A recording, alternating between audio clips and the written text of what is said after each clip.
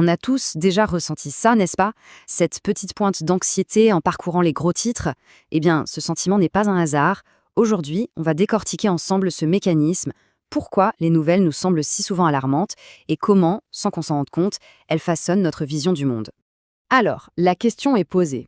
Pourquoi cette impression quasi permanente que tout va mal quand on regarde ou qu'on lit les infos? C'est une expérience que beaucoup de monde partage, et vous allez voir, les raisons derrière ce phénomène sont finalement assez claires.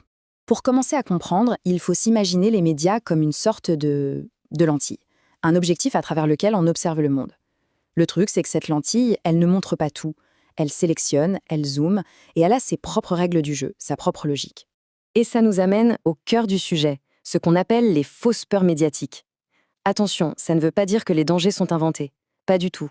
Ça signifie plutôt que la peur générée est souvent complètement disproportionnée par rapport aux risques statistiques réels.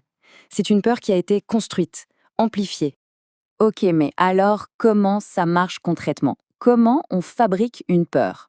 Eh bien, tout repose en gros sur deux mécanismes principaux, deux engrenages essentiels dans cette grande machine à anxiété.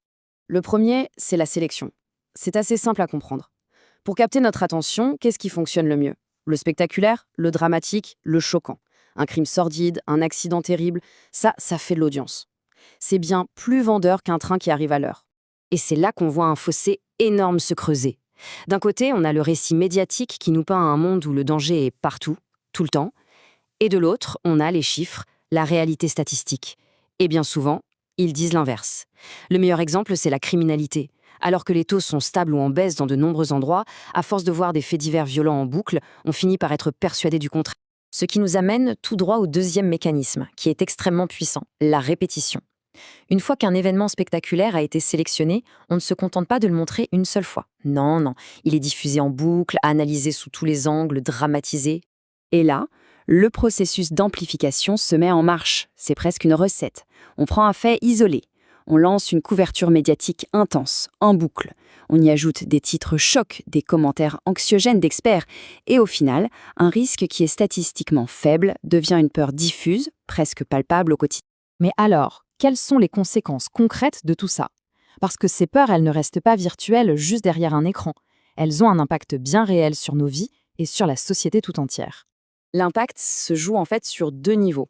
D'abord, à l'échelle personnelle, ça se traduit par plus de stress, d'anxiété, une méfiance générale. Et au niveau collectif, c'est peut-être encore plus grave. La société se polarise, les stéréotypes se renforcent et le lien social petit à petit s'effrite. Cette citation le résume parfaitement. La peur de l'autre, c'est un des dangers les plus importants. On se focalise